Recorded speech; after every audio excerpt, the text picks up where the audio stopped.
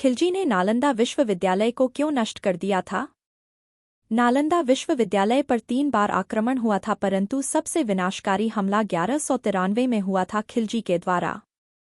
परिणामस्वरूप सबसे प्राचीन नालंदा विश्वविद्यालय जलकर नष्ट हो गया। आइए जानते हैं कि कैसे नालंदा विश्वविद्यालय का पतन हुआ और इसके पीछे क्या कारण थे। प्राचीन भारत में नालंदा विश्वविद्यालय उच्च शिक्षा का सर्वाधिक महत्वपूर्ण और विश्वविख्यात केंद्र था। ये दुनिया के सबसे पुराने विश्वविद्यालय में से एक है। इसकी स्थापना 5वीं शताब्दी में गुप्त वंश के शासक सम्राट कुमारगुप्त ने की थी। महायान बौद्ध धर्म के इस विश्वविद्यालय में हीनयान बौद्ध धर्म के साथ अन्य धर्मों की शिक्षा दी जाती थी और अनेक देशों के छात्र पढ़ने आते थे।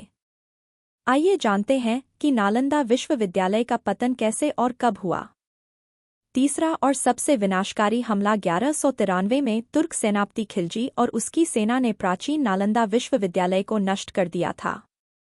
ऐसा माना जाता है धार्मिक ग्रंथों के जलने के कारण भारत में एक बड़े धर्म के रूप में उभरते हुए बौद्ध धर्म को सैकड़ों वर्षों तक का झटका लगा था और तब से लेकर अब तक ये पूर्ण रूप से इन घटनाओं से नहीं उभर सका है।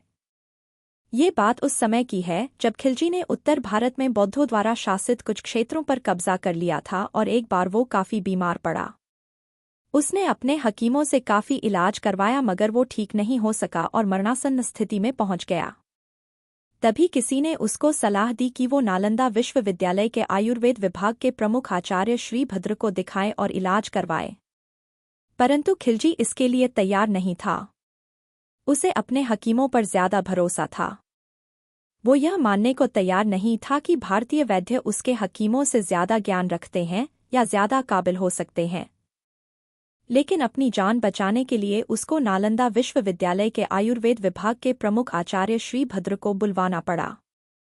फिर बख्तियार खिलजी ने वैद्यराज के सामने एक अजीब सी शर्त रखी और कहा कि मैं उनके द्वारा दी गई किसी भी प्रकार की दवा नहीं खाऊंगा, बिना दवा के वो उसको ठीक करें। वैद्यराज ने सोचकर उसकी शर्त मान ली और कुछ दिनों के बाद वो खिलजी के पास एक कुरान लेकर पहुंचे और कहा कि इस कुरान की पृष्ठ संख्या इतने से इतने तक पढ़ लीजिए, ठीक हो जाएंगे। खिलजी ने वैद्यराज के बताए अनुसार कुरान को पढ़ा और ठीक हो गया था। ऐसा कहा जाता है कि राहुल श्रीभद्र ने कुरान के कुछ पन्नों पर एक दवा का लेप लगा दिया था। वो थूक के साथ उन पन्नों को पढ़ता गया और ठीक होता चला गया।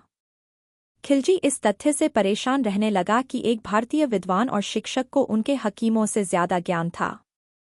फिर उसने देश से ज्ञान, बौद्ध धर्म और आयुर्वेद की जड़ों को नष्ट करने का फैसला किया। परिणाम स्वरूप खिलजी ने नालंदा की महान पुस्तकालय में आग लगा दी और लगभग 9 मिलियन पांडुलिपियों को जला दिया। नालंदा की लाइब्रेरी में तकरीबन 90 लाख पांडुलिपियां और हजारों किताबें रखी हुई थी।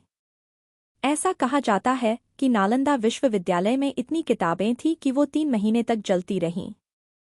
इसके बाद खिलजी के आदेश पर तुर्की आक्रमणकारियों ने नालंदा के हजारों धार्मिक विद्वानों और भिक्षुओं की भी हत्या कर दी।